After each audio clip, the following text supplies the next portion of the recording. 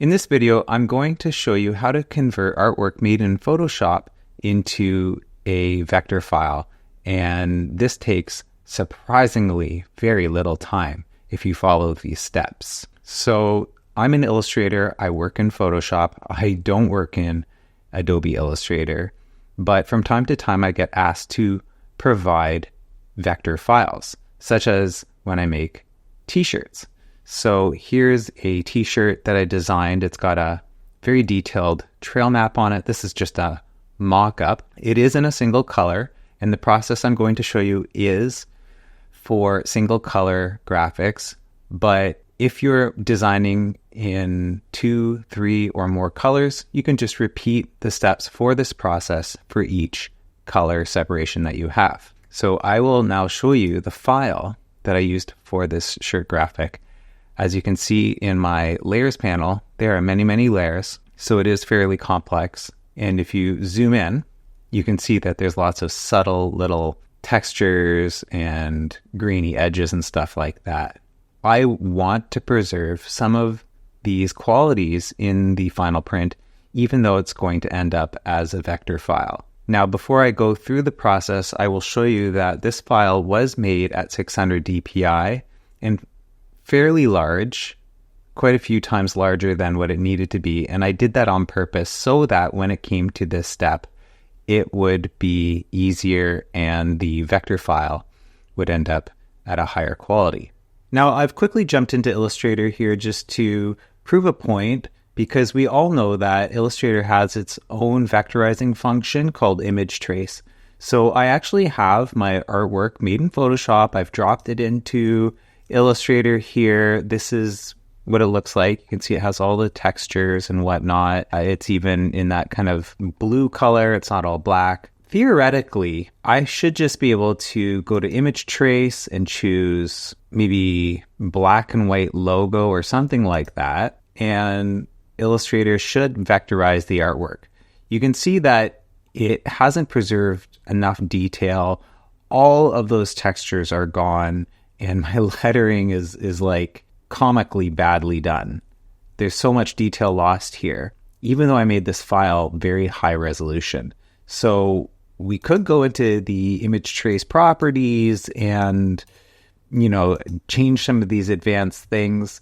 I'm going to save you some time and just tell you, no matter what I do here, it does not create the fidelity or the quality of vector file that I need. The only way that I was able to make this map artwork into a vector, preserving all the little textures and the tiny lettering and stuff, was to do the way I'm about to show you in this video. With that being said, I'll show you how I did it. So first, make sure you save whatever file you're working in as a second file in case you mess up. I don't want you to ruin your artwork and have to start again. So this is a duplicate of my artwork file.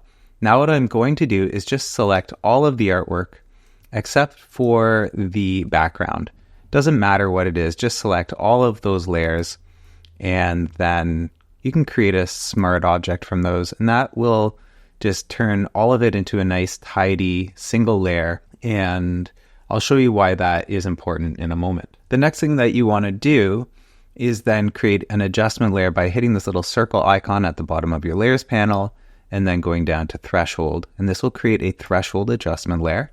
You can just leave it as it is for now. Now what we want to do is go back to our smart object. And this is why I created a smart object from it. I'm going to go to filter and then blur and then to Gaussian blur. And what this does is it smooths those edges. It smooths them enough that they'll make decent vector paths without being too gritty. So if I have the setting too low, you can see that they're still too textured. These little bits just don't play nicely with vectors. So you want to smooth some of those out without taking them all away. So I'm going to set my radius to 1. That's about the level of texture that I think I can get away with. And then I'm going to hit OK. Now you can go in and further adjust the details there with the threshold adjustment layer. And I have the property slider here. And the further to the left I go, the less of that texture detail there will be. So I just want to balance detail with smoothness. And the smoothness, of course, will play better with a vector format. So I'm just going to hit it somewhere like 3/4 of the way to the right, and just make sure that the details aren't being lost in some of the lettering and stuff. There are some pretty tiny bits here that I don't want to get lost. Okay, so the next thing you want to do is just select all. I usually just hit Command A, and then you want to just copy merge. That will copy everything on all layers that are visible at the moment. Now, here's where you want to pay attention. You want to go to your channels layer panel. If you can't see that, you can go to Window and find it in that menu. You want to create a new channel. It's going to create a new alpha channel, and it's going to be black probably. And you can then just paste that copied image that you did a few steps ago, and now hit Command I to invert that entire alpha channel.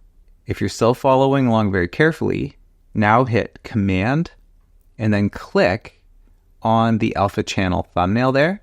And what that does is it loads anything in white as a selection. It makes a selection from your white graphic, basically. Now, here is where the magic happens. Go to the Paths panel, which is often by the Channels panel, but if you don't see it, you can go to Window and then find Paths in the menu there. And you're going to see this. I'll just bring this into the center of the screen here, closer to the center, so you can see it. You'll see this little Make Work Path from Selection button. Just click that. And just like magic, your entire artwork has been turned into a path, which you can export to Illustrator. Now, we're not done just yet. There is a couple more final steps to do in Illustrator. But before we do that, let's rename this path to something a little bit more descriptive.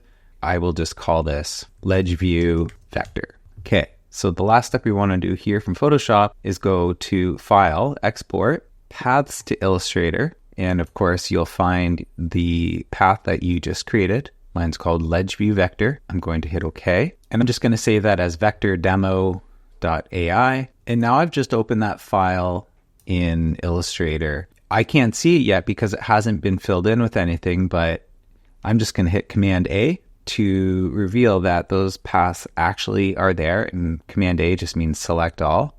And I'm just going to give that a color. I'm going to hit the black swatch here. And as you can see, we're still not quite done. I'm just going to deselect this for a moment. Nothing is separated. Now, you might think that you have to go in and select every single one of those things and change the colors or cut them out or whatever. You don't have to do that. All you have to do is go to the Pathfinder panel. Again, you can find that in Window and then find Pathfinder in the menu there. And make sure that everything is selected by selecting all and then hit Exclude. And just like that, I've created perfect vector artwork from a very complicated Photoshop file. You should find that by using this method, the vectors are already just one group and you don't have to do any grouping or anything like that. If you'd like, you can just resize it to fit your artboard. But other than that, you're done.